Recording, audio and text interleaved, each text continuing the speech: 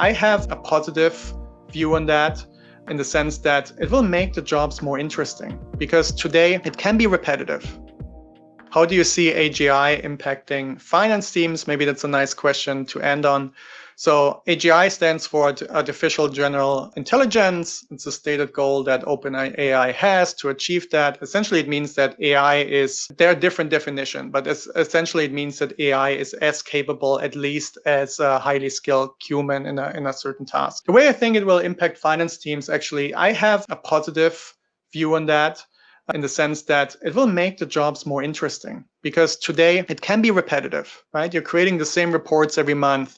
You do the same variance commentary. You dig into the same very similar numbers, and AI will allow you to focus on things that are more interesting, I would argue, right? Like building relationships, business partnering, influencing, connecting the dots between disparate data across all the different data sources that the company has.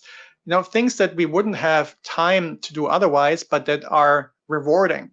Because when you get out of spending most of your time on repetitive tasks, you can spend time on things that actually move the needle, that making a recommendation, and then seeing how it gets implemented, I think is one of the most rewarding things in finance. When you can track the performance of that recommendation and okay, my analysis, my work led to that. The future of finance, really the thing is, a lot of the stuff that you see on the right-hand side on the slide here, in-depth analysis with cross-functional business partners, challenging assumptions, a lot of teams are doing that already. But what I hear again and again when I talk to finance leaders is that they don't have enough time for that. But where we're going is that with AI and automation, all of a sudden you have more time to do these higher value tasks.